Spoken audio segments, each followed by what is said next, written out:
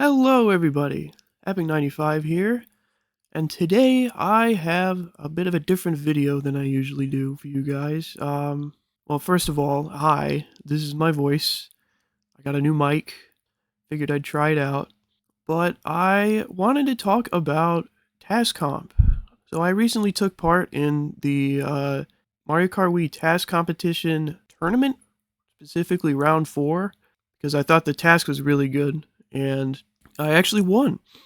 To be clear, I'm not actually in the tournament. I just did the task because I felt like it, and I ended up beating all the people that actually were in the tournament, which is pretty funny. But I thought it would be interesting to kind of make a video kind of going over my thought process and how I think when I approach tasks like this. So first of all, if you haven't seen the official results video yet, should be a link in the description for that.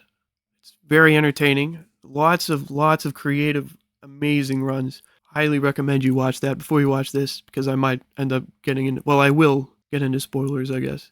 But yeah. So without further ado, starting off with the task itself. This took place on the custom track Utopian Heavens, which is a CT Jam track. It got 6th place in CT Jam 75. It's created by Jaden and a few other people, if I remember correctly. So shoutouts to them. But the task is to complete lap 2 as fast as possible, with the restriction that you must perform an ultra, meaning that you must skip the first key checkpoint. So, right off the bat, first of all, ultras are my thing. That is basically the only reason I did this task in the first place. I am the ultra guy. I love ultra shortcuts. The other interesting thing about this task message is complete lap 2 as fast as possible. When you see in a task message that you have to complete lap 2 instead of lap 1, the first thing you should immediately think of is delayed lap counts. That is, using your lap 1 to set up your entrance into lap 2 so that it can be faster than what you would normally do driving a normal race, right? So this is a pretty common thing in ultra shortcuts and in ultra tasks. Anyway, now that we know what we're getting ourselves into, the first thing that I always do when starting a task is open the track in Lorenzi's. Obviously, since this is an ultra shortcut task, the checkpoints are going to be really important. So that's what I'm going to look at first. Specifically, we want to look at the checkpoint 0 and the last key checkpoint. So starting with checkpoint 0, it's this light pink one right here. The first thing that I see right off the bat is that we have off-road on either side of the checkpoint, and this is a good sign. In order to actually get an ultra, you need a way to exit this side of checkpoint 0, right? Because that's the only way you're going to be able to stay in checkpoint 0, keep the last key checkpoint loaded, and then, do the ultra. So the fact that there's off-road on either side of checkpoint 0 means that there's probably going to be a way to exit checkpoint 0 to the side. And if we look, let me turn these off for a sec, actually. If we look on the left side over here, we have this invisible wall that isn't super tall. It's actually taller than it looks because this track is kind of overscaled. But, getting over or, around this wall doesn't seem like too tall of an order to me, Like immediately I'm thinking, okay, I can probably do a clip here and land past the invisible wall on this side. Or if that doesn't work, I can use this, I don't know, whatever this thing is, to clip over the wall and land out here to the left. And from there, we can easily exit the side of checkpoint 0, go around, skip key checkpoint 1, and okay, well, that might not be a great idea because this is all off-road over here, and there's not really a way back onto the track. There's this wall. So we would kind of be stuck in off-road for this enormous distance before being able to get back onto the track. There are a few points where, it might seem feasible to kind of jump across from here to over here. Right here, potentially as well. which we will come back to. But overall, at first glance, that particular idea doesn't look that great. So now I'm thinking, okay, so starting the lap normally is probably not going to be a great idea. We're going to be stuck on off-road forever. What we want to do is do a delayed lap count. And what immediately jumps out to me is this corner of checkpoint 0 here. If I turn off all the rest of the checkpoints, you can see that checkpoint 0 extends really far forward on this side. And if we actually look inside the castle here, we can see that it extends all the way to the road up here on this top route. What this means is that if we can get over here to the left side without starting the lap, we can go around checkpoint 0, go back through the wall right here onto the spiral, drive all the way up, and then start lap 2 right here, already past the entire spiral in the first turn. So that's obviously going to save a pretty significant chunk of time over normal driving. And in fact, we can even do a trick off of one of these ramps. The highlighted yellow part here is trickable. So we can do a trick off of the ramp and start the lap with a trick boost. So that looks like a pretty good idea to me. But now I'm thinking, okay, what about the last key checkpoint? The last key checkpoint is over here. As far as most tracks go, this key checkpoint is a little further back than average, right? Normally the last key checkpoint would be like on the last turn or something, but this one is several turns back. And I honestly think that the placement of this last key checkpoint is what made this task so interesting, right? Because if it was closer to the end of the track, then the optimal strategy would have been fairly obvious. You would just come over into this left area via a wall clip or some other method, start the lap, use this invisible wall to do a wall clip to respawn back here, and like let's just pretend that this is the key check. This is the last key checkpoint. It's not. But like you would respawn here, you would hit the last key checkpoint, you'd get respawned over here by the fountain, and then you just finish the lap. And that's boring, you know? As far as ultras go, like that's pretty bog standard, you know? That's not particularly interesting. But the fact that the key checkpoint is all the way back here means that if you do want to go backwards and do the respawn, right, you respawn over here, but now you don't have the last key checkpoint, so you have to start driving backwards. Without any mushrooms, by the way. You have to get past this ramp backwards, you have to get past this ramp and this ramp, you have to get onto the moving platforms, which are not visible in Lorenzis, but they're here. And then hit the key checkpoint and then do everything forwards again. And this takes so much time that it is conceivable that a forward strategy where you start the lap inside this route up here, as I described earlier, and then do some other skip, that would actually be faster than just doing the normal ultra thing and respawning and going backwards. So I wanted to see if I could make going forwards faster than going backwards. And the idea that I landed on first was this big chunk of off-road that is just sticking out into the out of bounds for some reason. I don't know why this is here, but it does offer a pretty interesting strat idea. So let's say we start the lap up here after doing a delayed lap count. We start the lap up here, and then we go off of this ramp. We shroom off of this ramp. We bounce on this wall. This is a horizontal wall right here, right? So if you land with enough tilt upwards, then you can get a pretty massive bounce off of a horizontal wall like this. So my idea is go off the ramp, bounce off of the wall, and get far enough to land on this big chunk of off-road that's just here, thereby skipping the entire right side section of the track, like the snowy area, completely skipping that. So that is what I decided to try first, right? I had my route set up. I knew what I wanted to do. Now it's time to leave Lorenzis and actually jump into the game. So the first thing I tried was to just use spear and shroom off of the ramp and just see how feasible this jump into bounce idea was.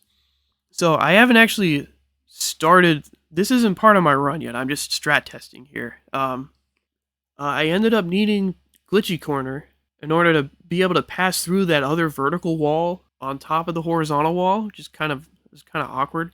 Um, for those of you who aren't familiar with glitchy corner, the high level explanation is just that you can touch corners on like certain custom tracks, and for some reason it just makes horizontal wall glitch easier, makes it more lenient. So basically what that means is when I land on the horizontal wall, I can now just go straight through the vertical wall, and it won't get in my way. So I can just do a bounce now. Makes the bounce a lot easier. So I tried this for a while, and I got kind of close, but I wasn't able to land it, first of all. But second of all, even if I did land it, I was using all 3 of my mushrooms. And that is not ideal, because I'm going to be landing in off-road with no mushrooms. So I'm just going to have to drive through the off-road for like 10 seconds. And that honestly makes it like it might not even be worth doing this big shortcut at this point if I just have to drive through 10 seconds of off-road afterwards. So I needed to come up with a different way of doing this. I needed to get a lot of speed without mushrooms. And it's EV. You want external velocity. That's what you got to do. That's just the meta these days. So the first EV tech I tried was Wario Bike Super Sliding. Just because that's the one that I'm most familiar with. After doing the delayed lap count, you can get underneath the road when you clip back onto the spiral. So I did that, and I was trying to see if I could charge enough EV before starting the lap and then do a super sharp turn and just fly off of the ramp, but I couldn't carry the EV past the ramp for some reason. Honestly, like, somebody more experienced with EV tech than me might have been able to pull this off. I know Police had a pretty cool idea involving like a super grind off of the like hay stack or whatever that thing is, that he was almost able to get work. And I did try that as well, but yeah, I couldn't get the super grind to work. I tried super grinding off of one of the ramps, but I couldn't turn around enough without popping out of the ground, so that didn't work. I tried that thing where you just hop backwards over and over again and charge a bunch of EV, but I genuinely just don't know how that works. So I didn't get very far with that. So I tried all this stuff over the span of about a week, actually. I didn't spend that much time on the task within the first week. And then the beginning of the second week, I had a bunch of work stuff, and like before I knew it, it was Wednesday. I believe like 3 days. I think just 2 days before the task was supposed to end, and I had not started my run yet. And I wasn't even sure if my route was gonna work. So ultimately, I decided, okay, this big jump into horizontal wall bounce thing, it's not gonna work. I need to come up with something different. I need a backup strat. So if we go back into Lorenzi's, I mentioned earlier that there is another spot off to the right here where the gap between these two sides of the track is pretty small. It's actually a lot smaller than it is over here. But before we were trying to use the wall to bounce over there. Over here, I'm thinking if I just drop into this off-road back here, I should be able to do a drop-down clip off of the wall here and get up into this part of the track. The jungle section is what this is. Now this is gonna cut off a lot less than my first idea. And I'm also gonna need a vehicle that's pretty good at navigating off-road. So I ended up going with a Dolphin Dasher. I considered Magic Cruiser, but ultimately I realized that like I wasn't gonna be in off-road for that much of the run. Like it's only about like 10 to 15. No, it was less than that actually. I can't remember. I actually like ran the numbers on this and determined that Dolphin Dasher was the best option. But anyway, my new plan then was, okay, so we're going to do the same delayed lap count. We're going to do the same start inside the upper tunnel with this corner at checkpoint 0. We're going to get a trick boost off of the ramp to start the lap. And then we're going to use these ledges over here, they're not really ramps, but they're trickable. We can trick onto these and then use these to kind of go over the wall into the off-road out to the left here. From there, we can do a drop-down clip using a mushroom to get up onto this part of the track, skipping the snow section. And then we just kind of drive the rest of the track like normal. So that was my plan, and I didn't have a lot of time left. Like, it was already only like 2 days left in the competition. So at this point, I was like, okay, I just got to commit to this idea and start making my run. And that's what I did. And here is the run. So the first thing you're going to see here is that my delayed lap count ended up going a little differently than I planned. I originally said that I was just going to do a wall clip to get around the invisible wall. But when I lined up and tried the clip, I noticed that when I hit the wall, my airtime counter actually reset to 0, which means that you can actually touch the road through the wall. So I ended up doing this little hippity-hoppity thing to get around the invisible wall and do the delayed lap count shroomless, which is great because I now have 3 mushrooms for my run instead of 2. So that's nice. And now I'm gonna line up for the trick into the lap here. The lap has started. That part was so hard to optimize. That took me like several hours. The drop down clip is pretty simple. I used 1 shroom for the clip and then a second shroom to get out of the off-road. I do only have 1 shroom for the big 2 shroom cut here, but that's fine because I have Dolphin Dasher and I can just drift in the off-road. And yeah, the rest of the lap is pretty normal. I spent a while optimizing this ending though. I'm not the kind of person that tends to optimize a lot, but I just thought this track was pretty fun. I got a big bounce over the off-road there, double trick off of the mushroom, and yeah, I ended up with a 49.8. And as far as, everything being optimized and stuff, I was honestly pretty happy. I thought the strat was cool and flashy, which is always my highest priority in task comp. I don't really care that much about winning. I just want my run to look cool. But it was pretty late on Thursday, and I was like, okay, I'm happy with this.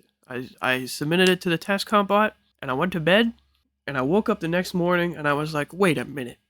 I may have neglected to account for something. So, remember earlier how I was talking about how there were 2 potential routes for this task. You could either skip KCP1 and go forwards and do another big skip, which is the route that I chose.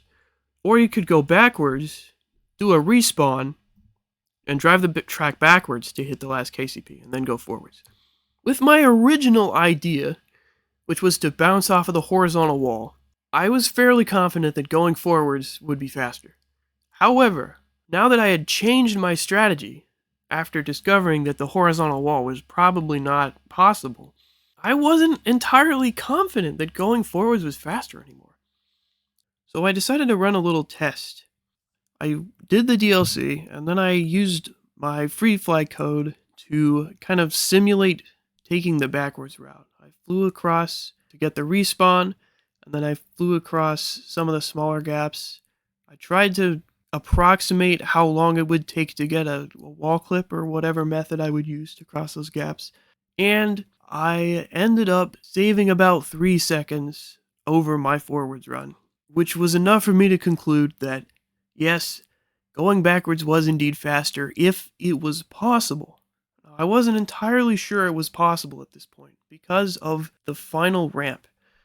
The final ramp was the one question mark for me. All of the other ones, they were pretty trivial wall clips or other things you could do to get past them. But that last ramp, there was no walls nearby. There's no walls. It's just road, and it's surrounded by off-road. And it looked pretty infeasible. It looked like the only real option was to start a super grind off of the fountain, carry the super grind up the hill, and then eject across the gap. And I didn't want to do that because I was pretty confident that getting the respawn at the top of the hill was possible. I wanted to use that, and if I was gonna do the super grind, I would have to respawn at the bottom of the hill where the fountain is, and that would lose a lot of time, probably more than 3 seconds. So I decided that I would only redo my run if I could prove that it was possible to get across that gap without doing the super grind, right? If I could get the good respawn and still make it across the gap without losing a ton of time. So I just started throwing myself at the problem, really. I just wanted to see if it was possible to make this jump at all. So I kind of just started trying things. I actually started testing with shrooms, even though, like, this was in their actual run. I was going to respawn, so I would not have access to mushrooms at this point in the run. But I just wanted to see what was possible, I guess. I honestly don't even really remember why I was using mushrooms, but what ended up happening is I used a mushroom aiming for kind of the left side of the ramp so that I could aim for the lower part of the road and kind of climb back up onto the ramp. And as I shroomed off of the road, I hit a wall. And that was extremely confusing because you can clearly see that there's not a wall right here, right? And so I looked back in Lorenzi's. I opened up Lorenzi's again and I zoomed in on that particular spot where I'd hit a wall. And it turns out there's just a wall triangle right there. Why is there a wall triangle there? I don't know. There's not even there's not supposed to be a wall. There's not another wall anywhere near it. I don't know how that ended up there, but it was now about to be the bane of my existence. Because if there's a wall there, then I can wall clip with it. Which means that it is now definitely faster to go backwards, which means that I now have to restart my run on the last day of the competition. And I was not happy about that. But I was committed to it. I felt like I could win this. And honestly, this was such a strange niche thing. Like this wall. This is such a weird custom track thing to find that I was pretty confident that no one else would actually find it. And if I could be the only one to find it, I would have a pretty decent shot at winning. So I now needed to prove that it was possible to get a shroomless clip off of this wall and land back onto the ramp. This is pretty hard. Ultimately, if you touch the off-road at all, you do not have enough speed to make it across. So, or at least with Dolphin Dasher. I mean, maybe Magic Cruiser can do it, but I didn't want to switch vehicles at this point. Well, actually, I did want to switch vehicles because I ended up trying the Zip Zip.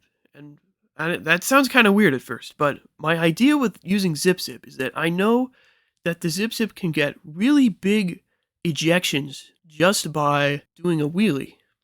That's the reason that the Zip Zip can wall clip so well, is because it can tilt back so far and get such large ejections from the ground. So my thinking was, if I could get a big ejection using an SSMT, I can just bounce completely over the off-road and hit that wall at full speed.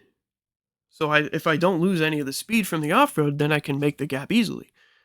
And I ended up testing with Zip Zip, and yeah, it turned out to be exactly as I had predicted. Of course, I didn't really want to use Zip Zip because that would mean I would have to change my vehicle. So I tried to replicate it on Dolphin Dasher. I tried for a long time. It was a lot harder because Dolphin Dasher does not get as good ejections. I switched to Mach Bike at one point for some reason. I can't actually remember why. But I was actually able to get a big enough ejection with Mach Bike. And at that point, I was like, okay, if I can do it with Mach Bike, then surely I can do it with Dolphin Dasher. And eventually, I did. I did do it with Dolphin Dasher. It was, like, really hard. The QM was insane. It's frame perfect, by the way. You can only get, like, an 11 frame bounce with the Dolphin Dasher. And that is exactly how many you need to get over the off-road. So that was kind of miserable. But I was very relieved once I got that to work. After that, I next needed to do the wall clip to get up onto the, like, octagon platform thing over here. There were a couple of different ideas that I had for this. I could do, like, a parallel wall clip, but that sent me super far left. I could do, like, a lowered wall clip, but that also sent me really far left. I ultimately decided on this weird, like, bounce SSMT strat where I bounce off the wall on the left and then clip off the wall on the right, which looks pretty cool. ultimately, I don't think this was the fastest strat. I'm pretty sure someone else did something faster. I can't quite remember off the top of my head. After this clip, the rest of it was pretty trivial. Getting back to the last key checkpoint, there's another tiny wall clip right here. And the moving platforms, so the moving platforms are weird. And I had a lot of trouble at this part because I got there at probably the worst possible cycle, like the worst position for the moving platforms to be in, because I wanted to dive off the platform to hit the key checkpoint because it's in the middle of the second moving platform, right? And I wasn't able to get up to the second moving platform. It turns out it actually is possible to do that, but I wasn't able to get it. So my backup strat was to just dive off the track and respawn in the last key checkpoint. But I ran into a problem with that because the respawn is terrible. Like if you fall off in the last key checkpoint, you get respawned all the way at the beginning of the moving blocks section. And I did not want that.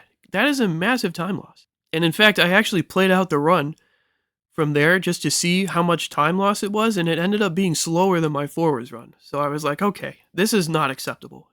How can I fix this? And then I got a really weird idea. So what I ended up doing is the checkpoint after the key checkpoint has a good respawn, right? That one respawns you at the end of the moving block section, which is like in front of where I am. So that's honestly, that probably wouldn't even lose that much time over not respawning at all. And I found out that if you hit the wall of the second moving platform in a certain way, you can get bounced backwards. So you can drive into the last key checkpoint, hit the wall, and get bounced backwards into the checkpoint afterwards, into the good respawn.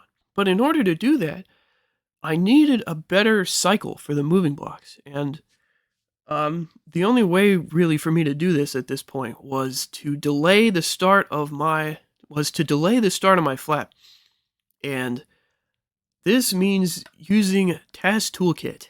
Now I had never used TAS Toolkit at this point, but I knew that one of the things you can do is copy inputs to a different part of the run. And that's what I needed at this point. What I needed to do was I needed to make my SSMT before doing the wall clip longer. So I just copied the inputs of me holding the SSMT for like, I think it was like 8 seconds. What ended up being the optimal cycle. I copied those for 8 seconds and moved all the rest of the inputs backwards. And it ended up working. It ended up working pretty well. I honestly might start using TAS Toolkit more after my experience with it. I don't want to go into too much detail here because this is already pretty damn long. But it was honestly a lifesaver. Like, I don't think I would have won without. No, I definitely would not have won without being able to delay the cycle like that. So anyway, I delayed the cycle. I got back to the moving blocks, and they were in a much better position now. And I was able to do the wall bonk strat that I'd come up with. And at this point, there was less than an hour left in the competition. So I now had the respawn, I had the KCP hit, but I needed to do the last 2 turns, which is a lot harder than it sounds because there's a whole bunch of tricks and there's like the whole mushroom tech thing that I needed to do. So yeah, to be honest, the final run was not super optimized at this part because I just did not have that much time left. After I got up to the last ramp, after I got past the last ramp, I had literally 10 minutes left to do the last turn with the mushroom and the bridge. Ultimately, I ended up with a 45.575, which was just barely enough to get first. I got first by less than 0.2, if I remember correctly, because Justin did some crazy thing where he just levitated over the off-road on the last mushroom. Yeah, so in hindsight, knowing that that's possible, Dolphin Dasher is actually not the fastest vehicle in this task, which is kind of a shame. I think Dolphin Dasher deserves some love, but either way, that's the story of my run. There were a lot of ups and downs. It's probably the most effort I've put into a run in like a really long time, and I'm pretty proud of it. I'm pretty happy with how it turned out. That's really all I have to say. Let me know if you all like this kind of video. This is entirely new to me, of course. But yeah, if you guys like this kind of unscripted commentary type video, let me know, because I'm totally down to do more stuff like this. But yeah, if you stuck around this long, thanks. And I'll see you guys in like a year when I decide to upload another video.